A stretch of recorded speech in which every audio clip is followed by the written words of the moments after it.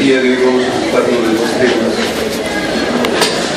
la respuesta inmune frente al proceso infeccioso y, en segundo lugar, fiebre avícola oscura.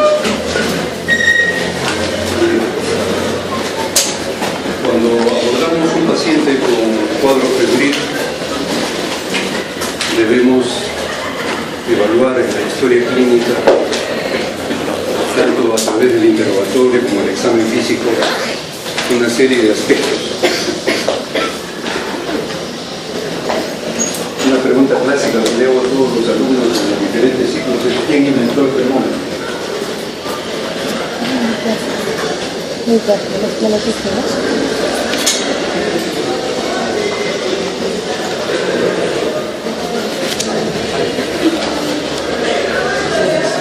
¿Quién inventó el termómetro? La pregunta básica. Galileo Galilei. Galileo Galilei es el que inventa el termómetro, siglo XVI. Posteriormente, ya en el siglo XVIII, Wonderwich establece lo que se va a denominar la termometría clínica, aplicando el control de la temperatura en diferentes partes del cuerpo, como ya lo he visto en epidemiología, determinando los pruebas febriles: fiebre continua, fiebre intermitente, fiebre remitente, fiebre relevante, etc. Entonces, ¿quién inventó el termómetro? Galileo Galilei. Posteriormente, ya después, se implementan los termómetros en el estudio y las escalas de valoración de Celsius y de Fahrenheit. Muy bien, entonces decíamos que frente a un paciente con cuadro febril, dentro de los cuales la principal causa del proceso febril son las infecciones, debemos evaluar varios aspectos a través de la historia clínica.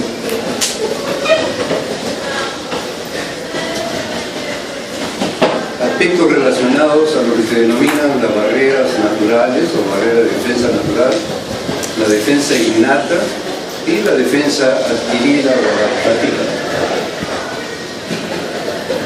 En cuanto a las barreras naturales, la piel es la barrera más importante que tenemos. La piel, nuestra piel, nos aísla del medio externo, nos aísla de todos estos gérmenes que están pululando, virus, bacterias, hongos, parásitos, etc. De manera que lo más importante para preservar en nuestros pacientes es la piel. Y vemos cómo esta, algunas veces, es violentada por algunos procedimientos médicos. Colocar una venoclisis, si es que no ha sido hecha con la debida asepsia, va a producir una infección local o a veces sistémica. Colocar un catéter venoso central igualmente puede llevar a un germen de la piel hacia el torrente sanguíneo y producir una septicemia. También vemos la piel en aquellos pacientes que han sufrido grandes quemaduras, pacientes grandes quemados con extensiones de quemaduras del 30-50% del área corporal o más,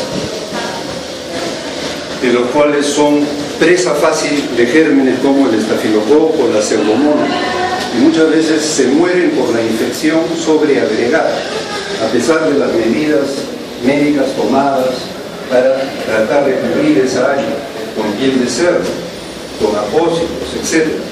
¿No?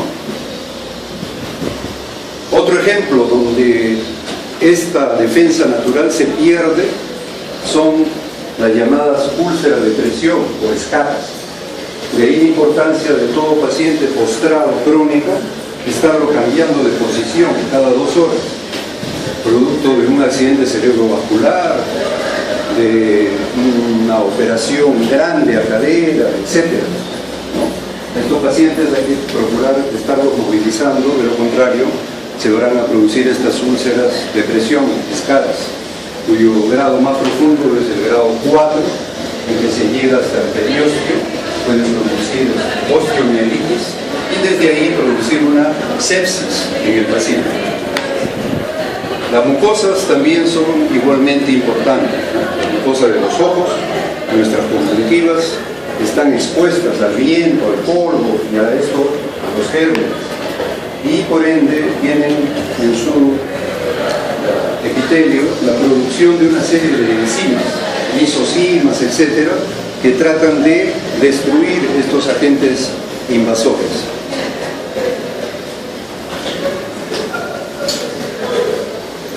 Los esfínteres, como la glotis, el esfínter vesical, son también violentados durante nuestros procedimientos médicos. Paciente que viene en una severa hipoxemia, menos de 60 de presión arterial de oxígeno, es indicativo de colocar un tubo endotraqueal.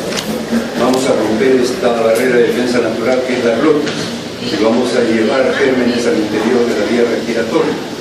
Frecuentemente la pseudomonas es uno de los gérmenes que se asocia al uso de tubo endotraqueal y colocación de respirador artificial o ventilador. El esfínter vesical a través de la sonda de Foley, la sonda uretral, en los cuales estos pacientes hay que controlar el volumen de orina horario, o si es un paciente con accidente cerebrovascular o una lesión a nivel medular que no va a controlar esfínteres, definitivamente hay que dejarlo con sonda vesical. Rompemos esta barrera de defensa natural, igualmente en forma retrógrada van a ingresar gérmenes hacia la vía urinaria y de acuerdo a la virulencia de estos producir infecciones de grado moderado o de grado severo. El tubo gástrico es otra barrera de defensa natural. Bloqueamos esta barrera de defensa natural con el uso de bloqueadores H2 y de inhibidores de bomba de protones, como el omeprazol. Entonces, gérmenes como la brucela, el vibrio cólera, pueden ingresar fácilmente al interior de nuestro organismo. En condiciones normales, el jugo gástrico hubiera sido capaz, debido al pH sumamente ácido, de destruirlo. Los cilios de la mucosa bronquial también nos protegen de los agentes invasores de la piel, así como las vellosidades de la nariz también bloquean el ingreso de estos gérmenes. En cuanto a la defensa natural o defensa innata, vamos a tener componentes celulares y componentes moleculares. El compartimento celular y el denominado compartimento molecular. Dentro de los componentes celulares a la cabeza están las células fagocíticas. Los neutrófilos y los monocitos son aquellos que en contacto o ante la información de que hay un agente invasor se transforman, se convierten en macrófagos. ¿Qué es un macrófago? Es un neutrófilo o polimorfo nuclear activado o un monocito activado. Cualquiera de ellos se va a transformar en macrófago y va a producir una serie de sustancias y va a tomar una serie de acciones en defensa del organismo. También tenemos células liberadoras de mediadores inflamatorios como los basófilos, las células cebadas y los eosinoides. Y finalmente las células natural killer, que son linfocitos T, que por razones oncogenéticas transmitidas de generación en generación son células que tratan de atacar a aquellos agentes que anteriormente nuestros antecesores tuvieron contacto con esos gérmenes. En cuanto a los componentes moleculares, todo el complejo del complemento, la proteína de fase aguda y las citoquinas. Estos son los dos compartimentos fundamentales, tanto el compartimento celular como el compartimento molecular, que vamos a tratar de explicarlos a continuación.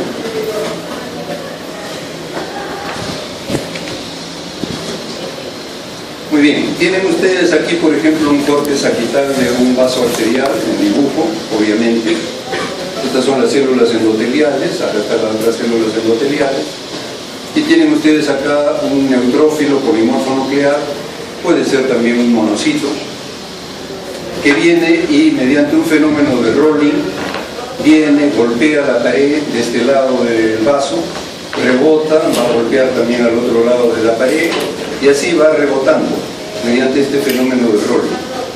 Pero este proceso no es un proceso mecánico sin sentido, sino que por el contrario, ven ustedes que en la superficie de este polimorfo nuclear hay un receptor que se llama L-selectina o selectina leucocitaria. Cuando se acerca a la célula endotelial, va a unirse con este receptor Cialin Lewis. Si no no hay ningún proceso infeccioso, le dicen todo está normal, no pasa nada, se desprende y sigue rebotando hacia otro receptor Cialin-Lewis, de este lado de la pared del vaso o de acá arriba. ¿Ok? Todo está bien, no hay ningún problema. Cuando hay un proceso infeccioso y han llegado las sustancias activadoras producidas por este acúmulo de bacterias y en contacto ya con la célula dendrítica presentadora del antígeno, de los natural killer, etc., entonces este polimorfo nuclear o macrófago se activa. ¿Qué sucede cuando se activa? Pierde esta molécula llamada L-selectina, pierde este receptor y en su superficie aparece la integrina. ¿Cómo identifico un macrófago? Porque en su superficie ha aparecido una molécula llamada integrina. En ese momento esto es un macrófago. Y este macrófago que tiene en su superficie esta molécula de integrina se va a unir con otro tipo de receptor endotelial llamado selectina endotelial. Al unirse con este receptor de selectina endotelial se adhiere este macrófago al epitelio vascular y por un fenómeno de diapedesis atraviesa el vaso. Va a ser conducido por un proceso quimiotáctico y leucotáctico donde participan las fracciones C3A y C5A del complemento. Asimismo, la histamina, prostaglandina y leucotrienes también participan en el viaje quimiotáctico de este macrófago hacia la zona donde se ha producido la infección bacteriana. Estas bacterias obviamente tienen otro tipo de polisacáridos en su superficie. Nosotros, nuestras células humanas, tenemos hexosas, ellos tienen pentosas, estas gérmenes en su gran mayoría. Acuden hacia esta zona donde estos invasores han sido marcados con otra fracción del complemento importante que es la fracción C3b. Han sido opsonizados. Entonces, los gérmenes opsonizados por la fracción C3b del complemento son fagocitados, por un lado, por el macrófago, son destruidos, por otro lado, por los natural killer, ¿no? O se les adhiere también una inmunoglobulina para que vengan los linfocitos citotóxicos CD8 para destruirlos. Todo este complejo mecanismo se realiza en forma simultánea, ¿no? Sincronizada. Hay liberación de polisacáridos, hay liberación de una serie de interleuquinas, dentro de las cuales sabemos que la interleuquina 1 es la principal en la génesis de la hipertermia. Secundariamente, la interleuquina 6 también participa en la génesis de la hipertermia. Cuando vemos en la hoja clínica gráfica el pico de temperatura de un paciente de 39 grados, estamos viendo el efecto de interleuquina 1 y interleuquina 6. Cuando en la anamnesis nuestro paciente nos refiere cefalea, malestar general, artralgias, mialgias, decaimiento, anorexia, hiporexia, baja de peso, es efecto del factor de necrosis tumoral alfa. Todos ellos entonces son interleuquinas que participan en un proceso febril, en el proceso infeccioso. Para la hipertermia, interleuquina 1, interleuquina 6. Artralgia, mialgias, hiporexia, decaimiento, malestar general, cefalea, factor de necrosis tumoral alfa. Todos los procesos infecciosos, brucelosis, tifoidea, leptospirosis, etc., van a tener estos elementos comunes de presentación debido a la liberación de estas interleuquinas.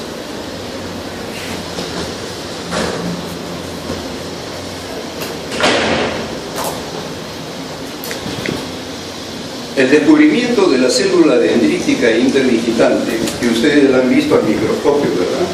Y que le dijeron, miren, en este granuloma tuberculoso, esta célula grande multinucleada se llama célula de Langerhans, célula de Langerhans.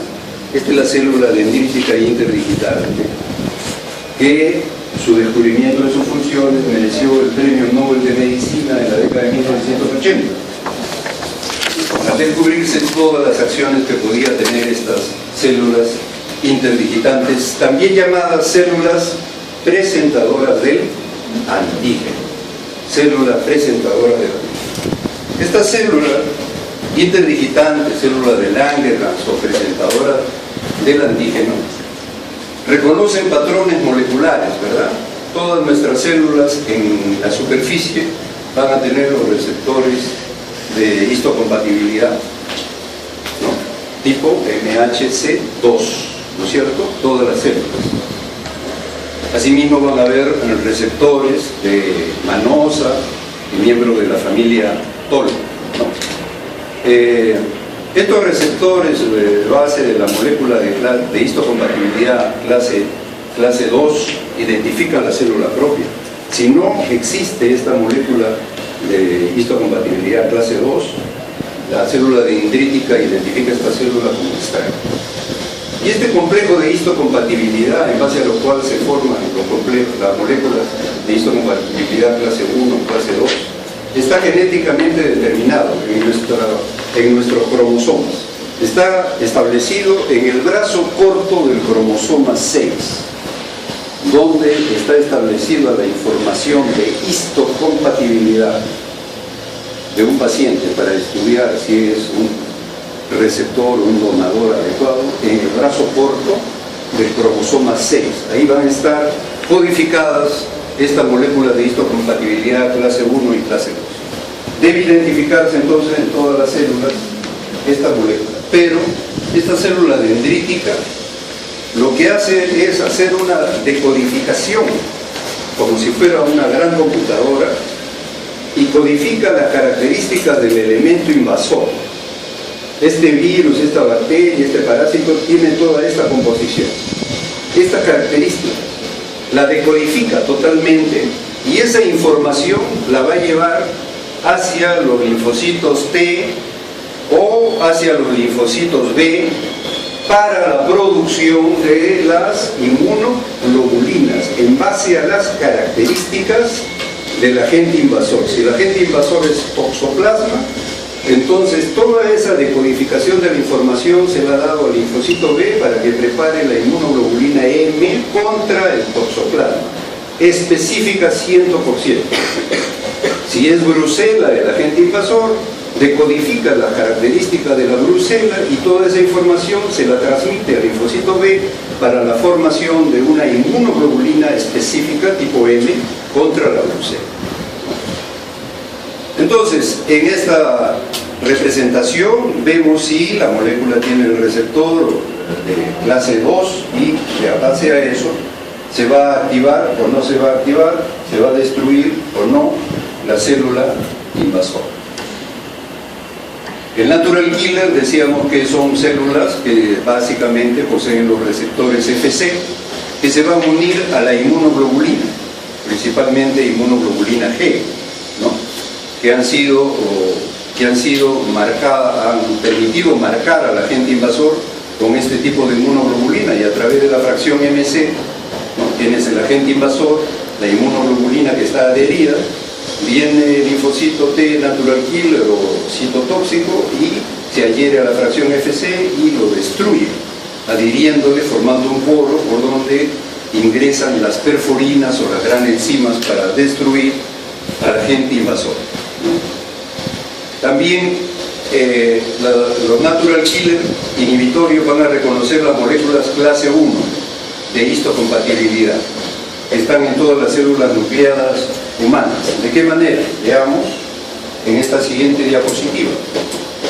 Tienen ustedes acá una célula normal, humana, que tiene el complejo de histocompatibilidad con la molécula clase 1.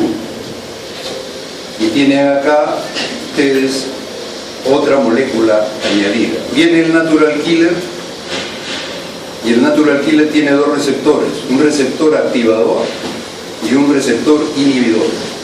Este receptor inhibidor en la fase inicial es el más importante, porque va a buscar a la molécula clase 1 de la célula que está evaluando.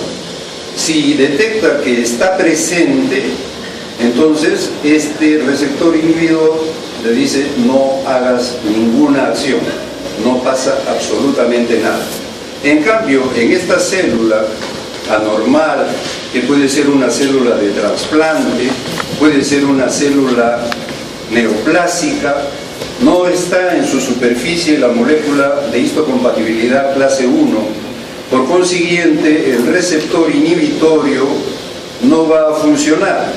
Actúa entonces el receptor activador, que va a determinar que este linfocito natural killer o T citotóxico inyecte las perforinas o gran enzimas para destruir a esta molécula que no tiene las características propias del cuerpo estudiado. En cuanto a las células liberadoras de mediadores inflamatorios, los basófilos, las células cebadas, van a tener características funcionales similares. En cuanto a los eosinófilos, básicamente vamos a utilizar la inmunoglobulina E con los receptores característicos y que lo vamos a ver en las alergias atópicas, en la fiebre del heno, en el asma, en los eczemas, etc. Ahora bien, cuando se activan las células cebadas o los basófilos, vamos a tener las dos vías del ácido araquidónico, ¿verdad? Uno es la vía de la ciclooxigenasa, que va a dar lugar a las prostaglandinas, y la vía de la lipooxigenasa, que va a dar lugar a los leucotrienes, ¿no es cierto? Todos ellos van a participar en el proceso de la respuesta inmune frente a la invasión. En cuanto a los componentes moleculares, básicamente el más importante viene a ser todo el sistema del complejo del complemento, 24 proteínas. Al inicio se consideraban dos vías, la vía de activación clásica y la vía de activación alterna o vía de la properdina. En las últimas décadas se ha descubierto una tercera vía, que es la vía de la manosa lectina. La manosa lectina. Este tipo de vía, ¿no?, cambia un paradigma en la medicina, en que se consideraba pues que los receptores estaban en la superficie de la molécula, de las células o de los tejidos. Y aparece un receptor, que es la lectina, que es un receptor soluble, no está fijo en ninguna pared celular de ninguno de nuestros tejidos. Está circulando en el plasma. Está circulando en el plasma. Entonces, la lectina es un receptor que está circulando en el plasma y que se va a unir apenas ingrese un agente extraño que tenga en su composición manosa, que es una pentosa y que obviamente no forma parte de las células normales del ser humano. Entonces se forma el complejo manosa-lectina. La lectina se une a esta manosa, se forma este complejo y se va a producir la activación del complemento. Ustedes recuerdan, ¿no es cierto?, en su clase de inmunología y luego cuando han llevado hematología, en anemias hemolíticas, o en reumatología, en las clases de lupus eritematoso sistémico, etc., las vías del complemento. Ustedes tienen acá la vía clásica, la fracción 1 del complemento, ¿cierto?, que tiene la fracción QRS, la fracción 1 del complemento, y que frente a las inmunoglobulinas que se han unido al antígeno han formado un complejo antígeno-anticuerpo.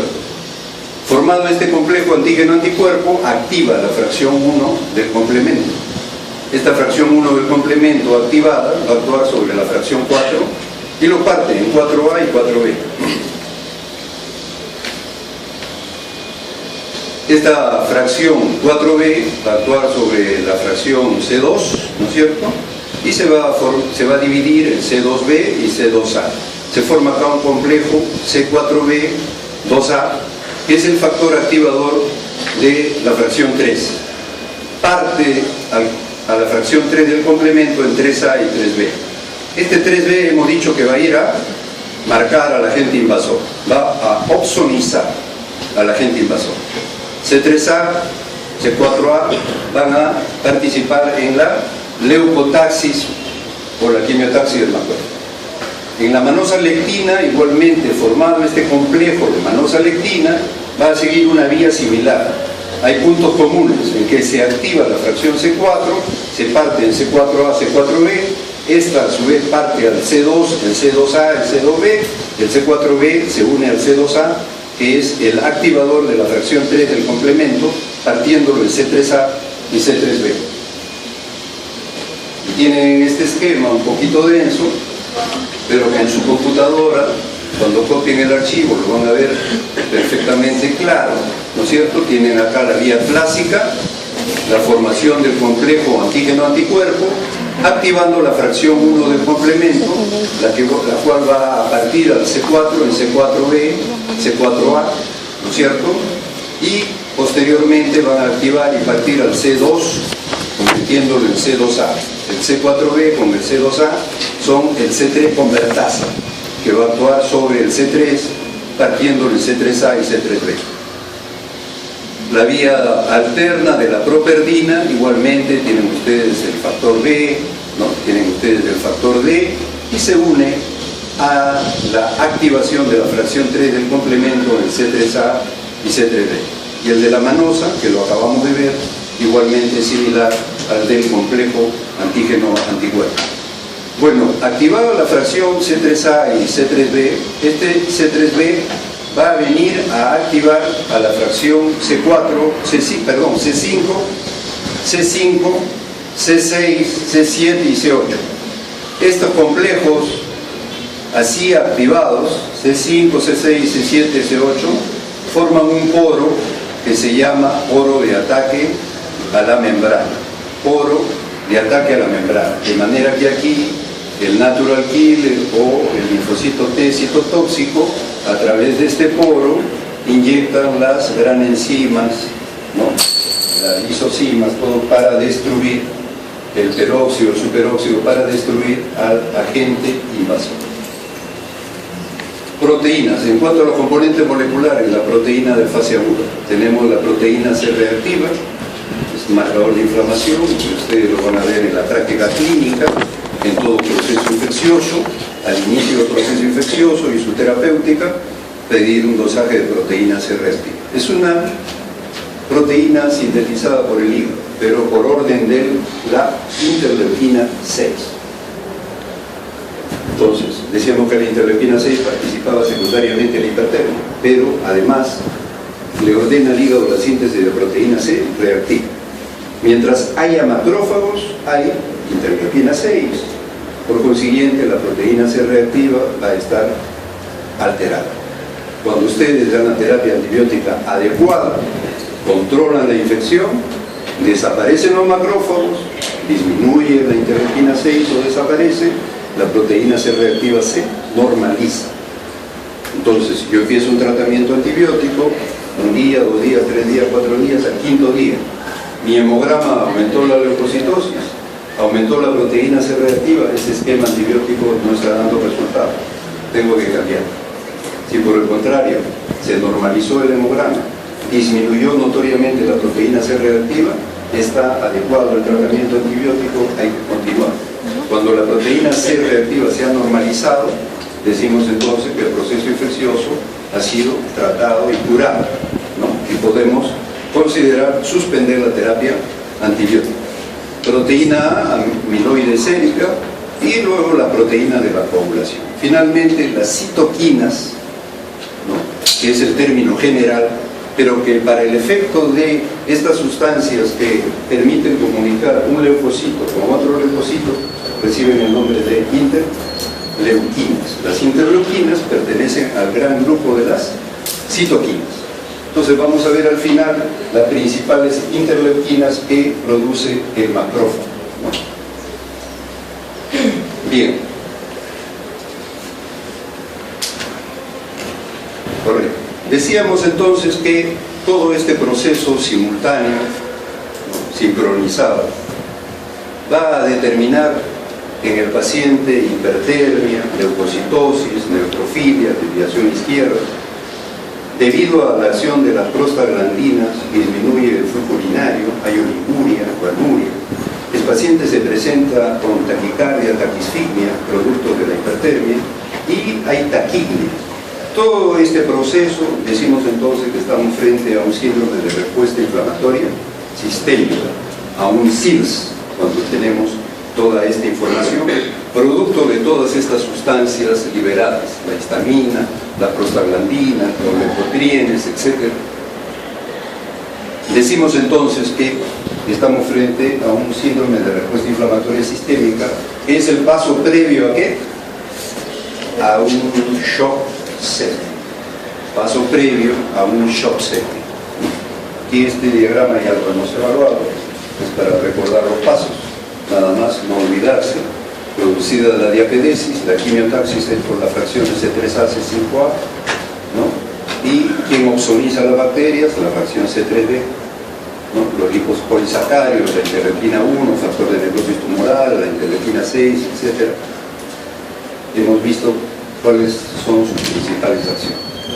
En cuanto a la defensa adquirida o adaptativa, hemos mencionado el rol fundamental de la célula dendrítica presentadora del antígeno, que hace una decodificación profunda, detallada, de la composición y las características del agente invasor, información que se la traduce o transmite a los linfocitos B, ¿no?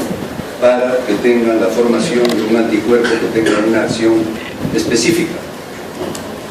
Los linfocitos B, secretores de inmunoglobulinas específicas para los microorganismos, luego las células T helper, que ayudan a los linfocitos B a elaborar estos anticuerpos específicos, y a los macrófagos para eliminar las células infectadas por virus, ¿cierto? ¿Cómo se alcanza esta maduración? Ya recuerdan ustedes en su clase de hematología, tienen ustedes la célula pro-B, la célula pre-B, el linfocito B, que tiene en su superficie las inmunoglobulinas.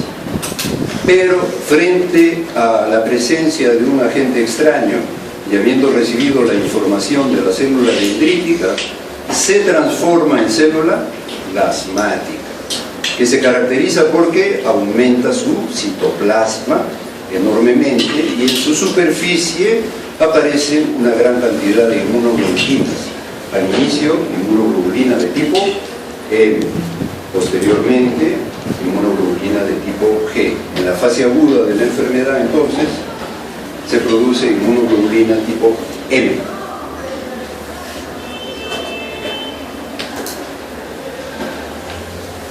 Recordar que en el tubo digestivo, y acaban de terminar el capítulo, ¿cuál es la inmunoglobulina? La inmunoglobulina A, en todo el tubo digestivo. Finalmente, acá todavía tenemos las interleuquinas y después las prostaglandinas. Primero las interleuquinas. Habíamos dicho que la interleuquina 1, rol fundamental en la génesis de la hipertermia.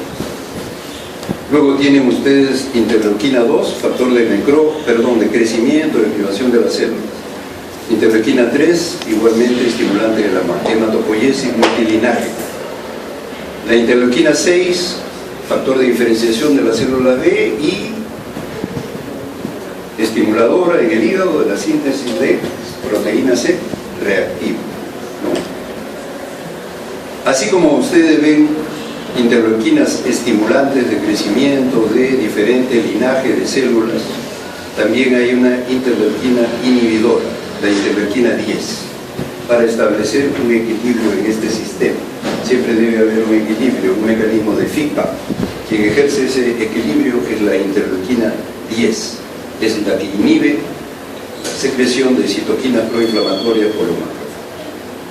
Recordar también, ya lo hemos visto también en su clase de gastro, la presencia del interferón, también en su clase de neurología, el interferón alfa, interferón beta, interferón gamma, que tienen una acción antiviral y antitumoral, ¿cierto? También es una interleuquina. Y el GM-CSF, factor estimulante del crecimiento de colonia de granulocitos. Veo mi hemograma, mi paciente dice leucocitos 15.000, neutrófilos 85%, abastonados 6%. ¿Qué estoy viendo? El efecto de la interleuquina llamada factor estimulante del crecimiento de colonia de granulocitos. Eso es lo que estoy viendo. Con el avance tecnológico, esta interleuquina ahora es sintetizada y entonces teníamos pacientes con quimioterapia, radioterapia por cáncer y venían por leucopenia severa o neutropenia severa, ¿no? Entonces, estos pacientes tenían que quedarse años anteriores en cuartos aislados y esperar que su médula ósea se recupere. Y podían estar un mes, 2 meses en cuarto aislado. Actualmente no, se utiliza este factor estimulante de crecimiento de colonia de granulocitos, el Neupogen, se le administra durante 5 días seguidos y el recuento del leucocito se recupera. Se eleva a 6.000, 7.000, con un buen número de neutrófilos, y el paciente en 7 días o máximo 10 días sale de alta a su casa con un recuento leucocitario normal. Entonces, este factor estimulante de crecimiento de colonia de granulocitos, producto comercial del Neupogen, para el tratamiento de pacientes con leucopenia severa o granulocitopenia severa. Finalmente, el recuerdo de la prostaglandina, ¿no es cierto? El ácido araquidónico, por acción de la ciclooxigenasa, va a dar lugar a las prostaglandinas D2, E2, F2 y 2, el tromboxana 2. El E2, cuando lleven obstetricia, como su acción es relajante del músculo liso, se puede utilizar en lo que viene a ser el trabajo de parto prematuro. El paciente recién tiene 7 meses, 8 meses, el producto todavía no está maduro, no puede dar a luz. Entonces se utiliza esta prostaglandina E2 para relajar el músculo uterino, que es el músculo liso, y de esa manera permitir más tiempo para que el producto pueda seguir madurando. En cuanto a los leucotrienes, por acción de la lipoxigenasa sobre el ácido araquidónico, tenemos los leucotrienes E4, D4, E4, que forman la sustancia de reacción de anafiláctica lenta, SRSA. Produce contracción del músculo liso, aumento de la permeabilidad capilar, sinergismo con la histamina, ¿no?, de las prostaglandinas. Al final, todo esto va a traducirse en síndrome de respuesta inflamatoria sistémica. Muy bien, preguntas, aclaraciones.